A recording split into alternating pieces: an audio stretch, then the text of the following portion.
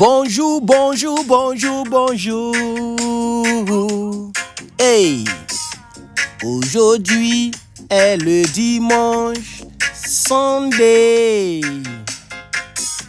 Aujourd'hui est la fête de Pâques. Bonne fête de la Pâques, Easter in English. Aujourd'hui, on va voir quelques mots USA et puis British. Yeah, les deux leaders dans le monde. L'anglais originalement est né par ceux-là.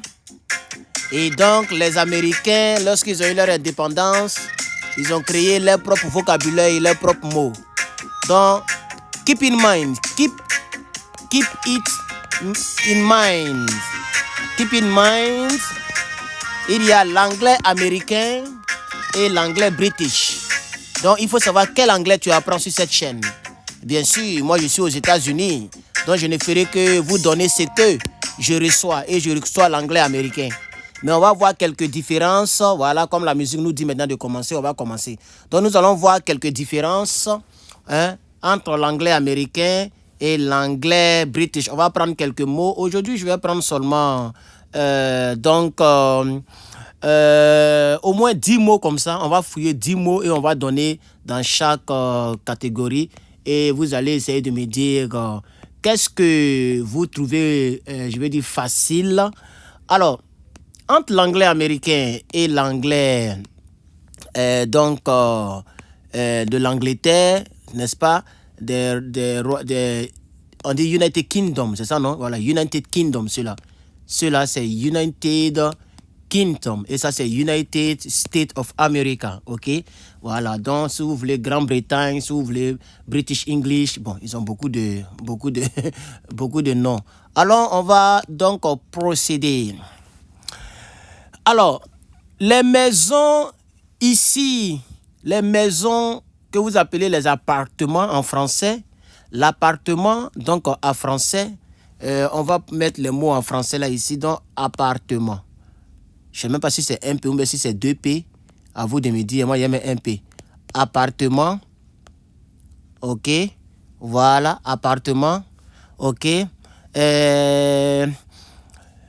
Les appartements, donc, chez nous, aux États-Unis, on appelle ça apartment. OK. Apartment. La seule différence en anglais et en français, c'est qu'il y a le E en français et il n'y a pas le E en anglais. Il n'y a pas le E, c'est apartment, OK? L'autre côté, apartment va devenir flat. Flat. Voilà. Flat, British English. OK? Donc, faites très attention. Voilà. Alors, ici, nous avons... on va prendre en français biscuit. Biscuit. Vous connaissez les biscuits, non? Ouais. Donc, biscuit. OK. Alors, les biscuits ici, donnez-moi un instant, je vais essayer de répondre à ce message-là. Voilà, je l'ai dit que je vais rappeler. Alors, les biscuits, désolé, hein, les biscuits, voilà. En anglais américain, les biscuits, on dit cookies. Ça, j'ai appris ça donc... au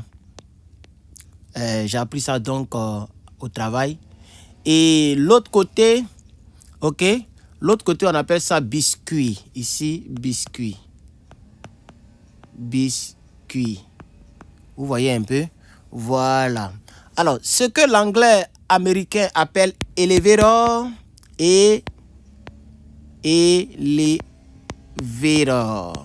élévateur, si vous voulez. Elevator, hein, qui est en réalité l'ascenseur. L'ascenseur, je crois que c'est comme ça. Hein? Je ne sais même pas comment on écrit en français, donc à vous de m'aider. Hein? L'ascenseur va devenir dans British English le lift. Lift. En réalité, lift, lift, ça veut dire soulever. Hein? Lui, là, il veut dire soulever. Tu vois? Donc, l'ascenseur s'appelle lift ici. Et nous, on appelle ça chez nous ici elevator. OK? Voilà. Ce que l'anglais américain appelle par exemple movie. Au pluriel, on dit movies. OK? Voilà, donc comme généralement ça vient au pluriel, je vais laisser le movies. Donc le S est mis pour le pluriel. En français, c'est ce qu'on appelle les films. Hein? On s'en va au cinéma pour regarder les films. Et l'autre côté, on ne dira pas movie, on dira film aussi. Ou films. Comme nous sommes au pluriel, donc on va laisser le pluriel partout. Donc films, vous voyez. Donc le film en français, ok, est appelé film en British English et nous ici on dit movies. Vous voyez que c'est vraiment différent. Ce que l'anglais américain donc appelle gaz, ok, souvent je dis ça dans mes vidéos, je m'allais prendre gaz, ok, que nous appelons essence en français, est appelé en British English petrol. Oh, j'ai changé de couleur, désolé. Je vais donc essayer de gommer ça. Voilà. On appelle ça pétrole. Non, ils appellent ça pétrole. Par exemple, c'est pas en Angleterre. Pétrole. Et vous voyez que pétrole, ça vous dit quelque chose, n'est-ce pas? Parce que le pétrole qu'on met dans nos lampes, là, on appelle ça pétrole. Voilà. Nous, ici, on dit gaz. OK? C'est pourquoi on dit gaz station. Tu vois? Voilà. On va monter un peu l'écran et on va poursuivre avec les mots entre ces deux types d'anglais là, la bataille de Kirina. Ce que nous appelons chez nous ici trash, T-R-A-S-H, ok, que nous on appelle en français poubelle, poubelle, où on jette n'importe quoi là. C'est ça que l'anglais british va appeler rubbish. R-U-D-B-I et puis S-H. Ça c'est I, voilà. I, voilà, il faut bien mettre ça. Ok? Donc voici vraiment les différences. Vous voyez les différences. Mais ici, moi, je connais un autre nom. On appelle ça aussi garbage. Garbage. Voilà, il y a deux noms ici.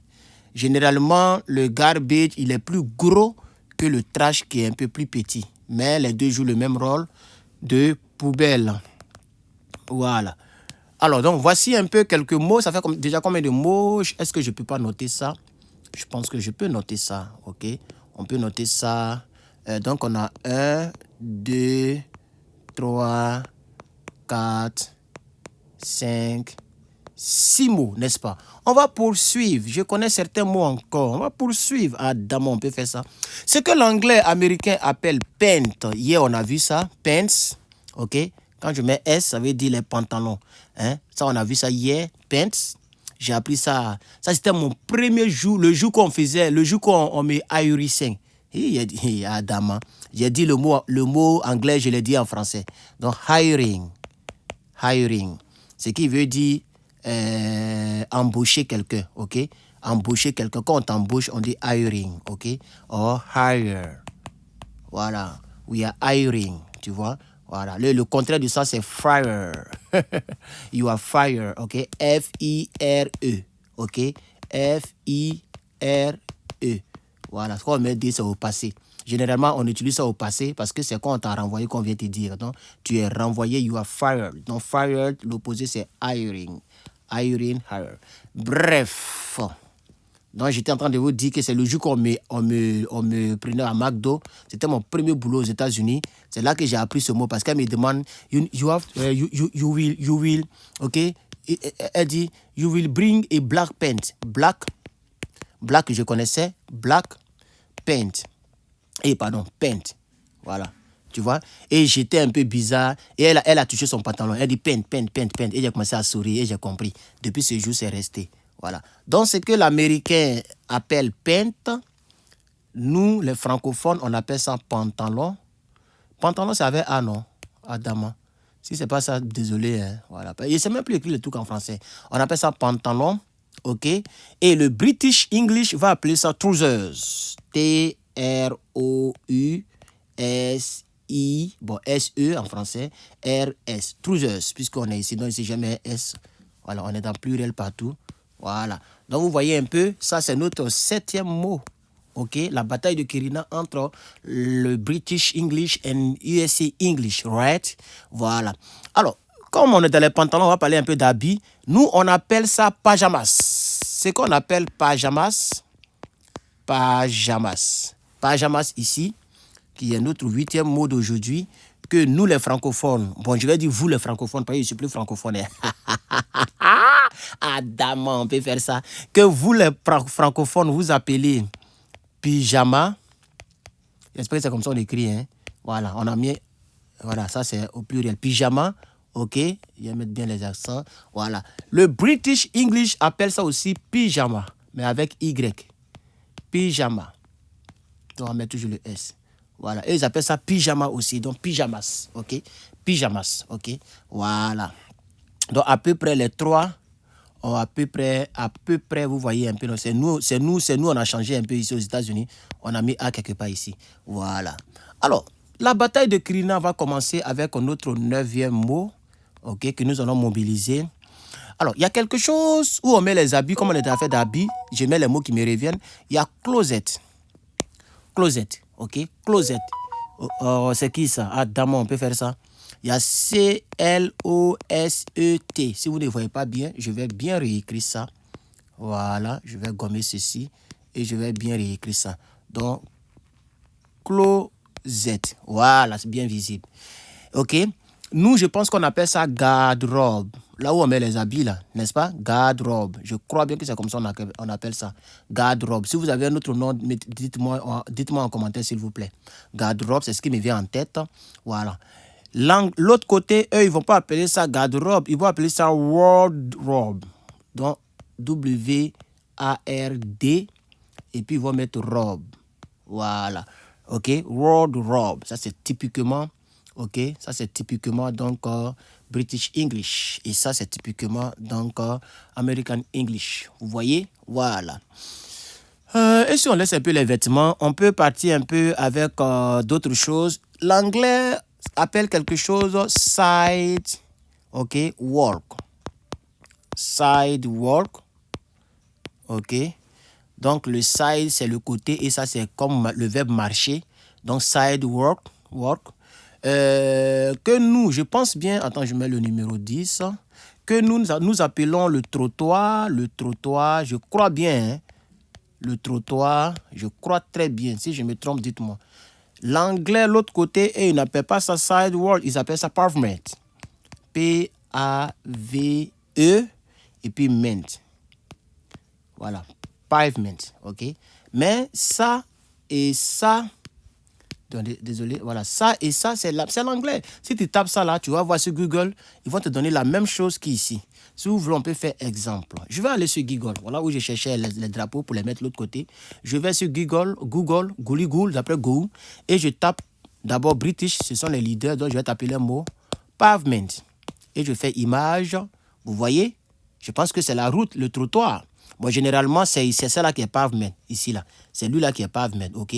Je pense que là où les gens marchent, là, c'est ça on appelle... C'est pourquoi nous, en anglais américain, on a changé ça pour que ça soit précis. On a dit sidewalk. Tu vois maintenant, non? C'est-à-dire la partie de la route où on peut marcher, où les hommes marchent. Voilà, sinon, c'est ça on appelle pavement, ok? Voilà. Pour ne pas que ça nous mélange. Les British, ils disent pavement, mais nous, on dit sidewalk. Si vous voulez, on va taper maintenant sidewalk. Sidewalk. Dès qu'on tape, ça sort en même temps. Tu vas voir que c'est la même chose, mais pour nous, c'est encore plus précis. Tu vois que toutes les images qui sortent, on ne monte pas une route entière comme l'autre côté. Tu vois, on monte ici, voilà, ça c'est sidewalk, ok, ça c'est sidewalk, ça c'est sidewalk, les voitures sont de l'autre côté, et la voiture sont de l'autre côté, et ici c'est sidewalk, ainsi de suite. Voilà, donc c'est un peu ça. Voici la différence entre les deux anglais.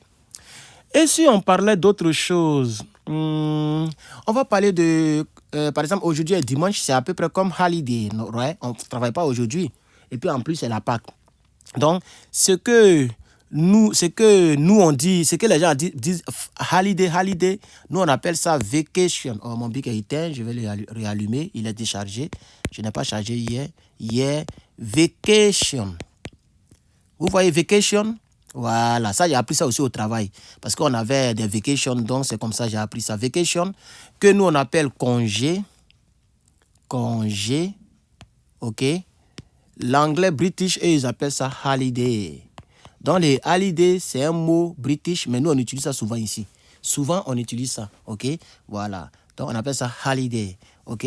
Voilà. Si vous voulez, on peut poursuivre. Moi, je n'ai pas de problème. C'est parce que je ne veux pas que les vidéos soient longues.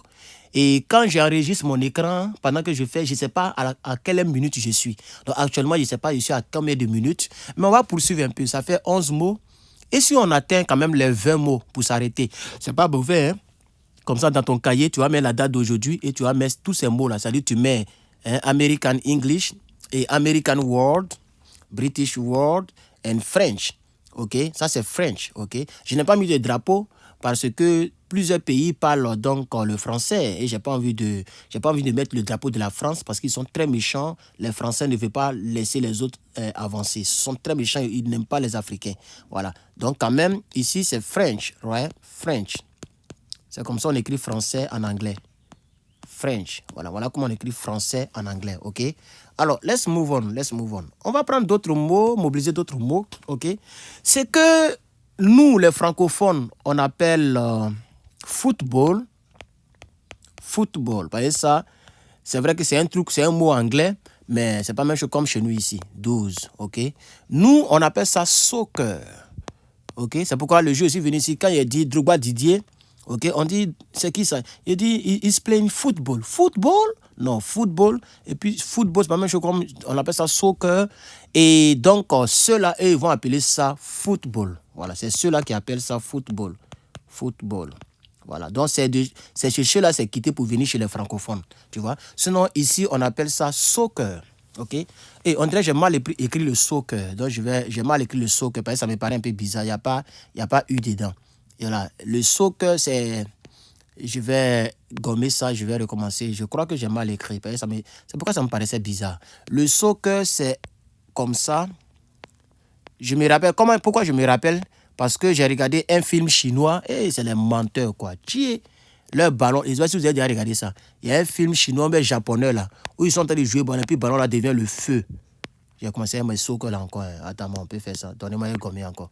Voilà. Ballon là devient feu, boule de feu. Voilà. Donc, soccer, c'est comme ça. Hein. Voilà, je pense que j'ai bien écrit maintenant. On peut continuer avec un 13e mot qu'on va mobiliser. Ce que nous, les francophones, on appelle...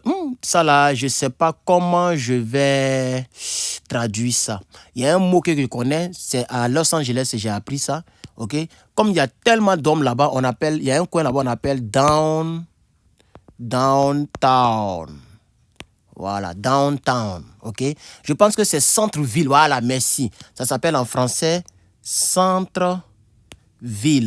OK? Le centre-ville. Voilà, downtown. Quand tu vas là-bas, hey, tu ne peux même pas dire que tu as roulé voiture là-bas, tellement il y a plein d'hommes. Mais le British English va appeler ça, même chose comme en français, city. OK? City center. City center. City center. Voilà, City Center. Vous voyez, ça c'est le British English qui dit ça. Mais nous, on a changé complètement, on a dit downtown. Parce que le town, ça veut dire la ville en français, pour ceux qui ne savent pas. Et le down, ça veut dire quelque chose qui vient vers le bas. OK? Donc, bon, je ne sais pas pourquoi ils ont dit ça comme ça, mais c'est comme ça. Moi, je vous explique ce que je connais. Donc, on appelle ça downtown. OK? Voilà. On va poursuivre. J'ai tout fait pour faire 20 mots et je vais m'arrêter. Hein. On va... Adam, moi j'ai mis 20. Adam, on peut faire ça. On va mettre notre 14e mot avec votre permission, chers parents, chers frères et sœurs. Si vous n'avez pas mis de like, il faut liker ma vidéo. Vous voyez, Good Sunday you all. Voilà, il faut liker ma vidéo. Si vous n'avez pas encore liké, s'il vous plaît. Et puis aussi, essayez de me donner un commentaire si vous pensez qu'il y a une erreur, une suggestion, mais juste une appréciation. Ça ne me fera que du bien. On va tout faire pour faire 20 mots aujourd'hui. Voilà. Alors, chers parents, on va poursuivre. Ce que nous on appelle en français le magasin. Magasin, c'est un S, hein, je crois. Ou bien c'est un Z. Non, c'est un S. OK. OK. L'anglais américain va appeler ça the store. Ça, j'ai appris ça au travail aussi. The store, parce que je travaillais à McDo et je fermais le store. Donc, on dit close the store. On dit store closing, store opening. Store closing, store. Donc, j'ai bien écrit ça. Voilà. On dit ça comme ça. Regardez très bien. Store. On fait comme ça. Apostrophe S. Et puis, on met closing. Tu vois, ça veut dire la fermeture Le S est mis pour la fermeture, dans la fermeture du magasin. Stores closing or stores opening. OK? Bref, de toute façon, on va avancer maintenant dans les choses. Bien. Alors, nous, on dit ça, stores, le magasin, et le British English, lui, il va appeler ça shop. Tu vois, shop. Je sais que shop, là, vous savez, beaucoup de personnes ont déjà entendu ou ont déjà vu le mot shop. C'est la même chose. C'est pourquoi on dit shopping. OK? Et shopping est utilisé aux États-Unis. Ça vient du mot shop, le mot anglais, le mot british en anglais du mot magasin. Bien. 15e mot qu'on peut mobiliser. Ce que nous, on appelle en français le cinéma. Le cinéma, OK? Chez nous, aux États-Unis, on appelle ça movie theater. Voilà. Si tu vois ça quelque part, faut pas penser que c'est un théâtre qu'ils vont faire là-bas. C'est comme ça qu'on appelle cinéma ici. Donc, le cinéma, comme c'est les films on fait là-bas, donc on met movie et puis on met théâtre, movie theater. Faut pas penser que c'est théâtre, hein, c'est comme ça qu'on appelle movie theater, OK? Et les autres là, les British, ils appellent ça comme français, ils appellent ça cinéma. Cinéma. Voilà comment ils appellent ça. J'ai 5 mots à mobiliser et ça sera tout pour aujourd'hui. Notre 16e mot qu'on peut mobiliser, je pense qu'on peut prendre donc ce que nous on appelle au premier. Hein, quand tu prends l'ascenseur, tu vas au premier. Au premier, n'est-ce pas? Au premier, voilà. Hein, au deuxième, au troisième. Donc au premier, OK, nous on appelle ça... au premier, comment on appelle ça? Attendez, hein. Oui, on appelle ça first floor. Voilà, ça c'est à cause à l'école aussi, à cause de l'école. First floor. Donc si vous connaissez au premier, vous pouvez connaître au deuxième, au troisième, au quatrième. First floor, second floor, third floor, fourth floor, fifth floor, OK? Et le British ne va pas te dire first floor, mais le British va te dire ground floor. OK? Ground floor. Voilà. Pourquoi ground floor? Parce que en réalité, le mot ground, c'est déjà en bas. C'est-à-dire, c'est ce qui est en bas. Voici l'immeuble ici. Et c'est ce qui est en bas ici qu'on appelle ground. OK? Voilà. Donc, c'est ça qui est ground floor. OK? Third floor peut être ici. Second floor peut être ici. Third floor, fourth floor, five, et puis etc. etc. Donc, c'est lui là qui est ground floor. Ground. Donc, on dit ground floor. OK? Parce qu'après ça, il n'y a plus de floor. C'est sous-sol maintenant. Tu vois, non? Sous-sol, base, sous-bâtiment, base, sous-sol, OK? Voilà, base, basement. OK, so, let me move on. Alors, quel est le 17e mot que je peux mettre ici? 17e mot que nous allons découvrir d'abord en français. Ce qu'on appelle parking. Bon, en français, je ne sais pas, c'est stationnement, non? Parking, c'est stationnement, je crois bien, en français. Parce que parking, c'est déjà un mot anglais. Voilà, et là, le blanc est mis pour les Français. Donc, c'est ce qu'on appelle le stationnement de véhicules, stationnement. Je crois que c'est ça, hein. Si ce n'est pas ça, désolé. Voilà, stationnement, OK, en français. Le British English, lui, il va appeler ça car park. Car park. Voilà. Et, attendez, supprimez ça, voilà. Et l'américain, nous les Américains, on va appeler ça parking lot. Parking lot. Voilà comment on appelle ça. Donc, c'est vraiment différent. Parking lot. OK? Ça, c'est un endroit de stationnement. Je ne sais pas vraiment comment on appelle ça en français. Attendez, chercher le mot français. Je vais aller ici. Je vais chercher traduction. Translate. Bon, translate. Je vais mettre donc un autre truc. Nous, ici, on appelle ça parking lot. Donc, je vais taper parking lot. Et je vais voir en anglais. Pardon. Voilà, en anglais, terrain de stationnement. Donc, j'avais raison. C'est le terrain de stationnement. Vous pouvez le voir. Parking lot, terrain de stationnement. OK? Voilà, donc stationnement que j'ai mis, c'est pas faux. Je n'ai pas oublié ma langue. Hein? Ah, dame, on peut faire ça. Donc, stationnement, c'est vrai. C'est pas faux. Alors, 18e mot. OK? Ce que nous, on appelle en français... comment on peut dire ça? Quand tu payes quelque chose à la fin du mois, là, comment on appelle ça là? Chèque, non pas chèque. Quand tu payes quelque chose chaque fin du mois, là, la facture. Ce qu'on appelle facture. Ce qu'on appelle facture en français. L'anglais british ne va pas dire facture. L'anglais british va te dire bills. Et ça, je pense que plusieurs personnes connaissent ça, puisque souvent j'utilise ça dans mes vidéos.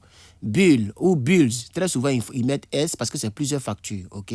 Voilà. Mais ça n'a pas S, c'est bills. Lui là. Voilà. Et nous, on n'appelle pas ça bills. Effectivement, on a notre nous, on appelle ça check. Voilà. Donc ça, mais souvent aux États-Unis, les gens, même nous-mêmes, on utilise ça là plus que ça là. Moi-même là, c'est ça là que j'utilise beaucoup. Et c'est ça là que les gens utilisent beaucoup. C'est ça que j'entends beaucoup. OK? Mais c'est un mot british. Mais si tu veux parler même, si tu veux dire ça dans une histoire de anglais américain, tu es obligé de dire de check. OK? Voilà. What is the check? Tu pars au restaurant, tu as fini de manger ta chérie, tu veux parler bon anglais américain, tu dis OK, may I have the check please? Voilà. Donc c'est différent le chèque quand on te paye au travail. Non, le chèque, ce chèque-là, ça c'est pour les bills. Pour les bills, c'est-à-dire pour les factures. Ah, il n'y a plus de mots dans ma tête, hein, les gars, parce que je ne prépare pas. Moi, on m'a dit de préparer, mais je ne prépare jamais mes trucs. Attends, il faut les préparer, Adam. Il faut les préparer. Eh, dame. Alors, ce qu'on appelle en français les frites, on va partir dans la nourriture un peu, puisque c'est ça qui me vient en tête. Ce qu'on appelle les frites, ça veut dire, McDonald's m'a beaucoup aidé, hein, parce qu'il a appris beaucoup de mots là-bas. OK? Chez nous, ici, aux États-Unis, attendez, je vais gommer, voilà, pas ça me gêner. Chez nous, aux États-Unis, ici, on n'appelle pas ça les frites, OK? On appelle ça French fries. French, et je ne sais pas pourquoi ils ont mis French là devant. On dirait que c'est les Français qui ont créé les frites. Donc, French fries, voilà, OK? Voilà, ça c'est au pluriel, mais au singulier, c'est fry, Y. Donc, retenez ça aussi. Hein. Mais généralement, ça vient au pluriel parce que les frites, il y a plusieurs morceaux dedans, plusieurs morceaux de frites, tu vois. Donc, c'est toujours au pluriel, OK? Mais, pour ta gouverne, je te donne le mot au singulier, c'est fry. I want fry. Mais quand tu veux commander, il faut toujours dire I want French fries. Ou simplement, tu dis I want fries. Mais ici, il y a toujours French fries et je n'ai jamais compris pourquoi ils ont mis French comme le français. Et entre nous, on appelle ça frites. Donc, peut-être que c'est une nourriture française. Alors, et si on parlait un peu des British, parce qu'on les a oubliés, comment on appelle ça chez les British, French fries, voilà. Et ils appellent ça chips. Voilà, chips. Voilà comment ils appellent ça, chips. OK, French fry. Alors, le dernier mot pour aujourd'hui, pour que je puisse vous laisser, parce que vraiment, on a quand même duré, hein, c'est important, il faut qu'on se laisse. Voilà. Le dernier mot... quel mot je vais prendre même? Eh, Adama, on peut faire ça. Il n'y a plus de mots dans ma tête dès les gars. Bon, je vais chercher un mot. Donnez-moi un instant. Je sais qu'on est ensemble. OK. Alors,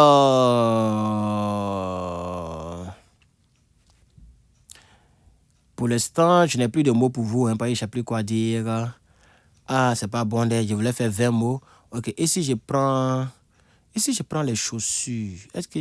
Non, les chaussures, là, c'est comme ça. Et je pense que les deux côtés, c'est comme ça. Voilà, les chaussures, c'est comme ça. OK? Donc, on va s'arrêter sur 19. Et peut-être quand il y a fait des recherches pour vous, parce que il ne pas vous embrouiller. Voilà. Donc, on va faire 19 mots aujourd'hui. Donc, nous nous sommes arrêtés sur 19 mots aujourd'hui. British English and American English. Alors, entre le British English, qui est le leader, hein, British, ils sont les leaders, hein, voilà. Entre le British English, c'est leur langue, ils parlent le bon anglais, et l'American English. Voilà. Qu'est-ce qui est bon? Qu'est-ce qui est bon, par exemple, si quelqu'un pose la question? Les deux sont bons. Parce que si tu regardes CNN, la chaîne CNN, la chaîne d'information CNN, ABC News. Si tu regardes ces chaînes-là, il y a plusieurs chaînes américaines, hein, voilà. Mais voici les grandes chaînes. Si tu regardes ces chaînes, si tu lis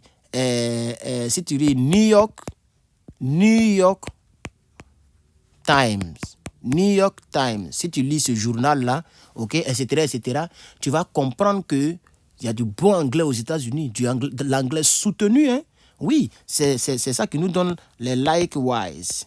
Ça c'est un bon anglais, hein, soutenu américain. Il y a aussi ce qu'on appelle reliable. Voilà, ça c'est pas du jeu, hein. Ok, quelque chose qui est reliable, ça c'est à l'école, j'ai appris ça, reliable. Ok, voilà, ça, donc il y a plusieurs bons anglais. Quand tu écoutes ça, tu vas voir des très bons anglais là-bas. Donc ce que moi je peux dire, les deux anglais sont bons. British English et American English, les deux sont très bons. Ok, voilà, les deux sont bons. Mais comme c'est les États-Unis d'Amérique qui donnent ce qu'on appelle donc DV Lottery, ok, DV Lottery ou bien DV Programme, ok. Comme c'est eux qui donnent ça aux Africains et que c'est ce programme-là qui permet à ce que, j'ai mal écrit le programme, hein, voilà, c'est ce programme-là qui permet à ce que plusieurs Africains viennent ici. Je pense que c'est mieux, ok, voilà, programme. C'est mieux d'apprendre, je parle de vous mes abonnés, apprenez US English. Parce que vous avez plus de possibilités un jour de venir ici que de venir chez les British. Ok? Voilà, vous avez plus d'opportunités de venir ici que de partir chez les British. Parce qu'ils n'ont pas ce jeu-là, je ne pense pas. Donc, apprenez ça. Ça, je parle de mes abonnés. Parce que la plupart de mes abonnés, ce sont les abonnés de Herman Ivoirien USA. Voilà, Herman Ivoirien USA. Herman Ivoirien USA. Voilà, donc, abonnez-vous. Non, pas abonnez-vous, mais apprenez ça parce que ça peut vous être utile. C'est ce que je voulais vous dire. Alors, merci beaucoup d'avoir regardé cette vidéo. Que Dieu vous bénisse. C'était donc votre frère, donc Herman. Voilà. Vous pouvez m'envoyer n'importe quel mail, voilà, des questions, des suggestions concernant l'anglais sur English, ok, English with, oh non, j'ai mal écrit le with, English with, et puis H, voilà, with, English with, ok, Herman, je mets ça comme ça pour que ça puisse être clair, voilà, donc il y a deux, pardon, il y a deux H ici, oui, et il y a deux N ici, donc be careful, et vous mettez maintenant @gmail.com. En anglais, on dit .com, ok? Voilà, et ça, on dit art.com. Voici mon email sur lequel vous pouvez me contacter pour des éventuelles questions. Merci beaucoup, abonnez-vous. Nous sommes à 490 personnes. Continuez de vous abonner pour ceux qui ne sont pas abonnés, ceux qui nous découvrent nouvellement. Que Dieu vous bénisse. À la prochaine et bonne fête de Pâques une fois de plus.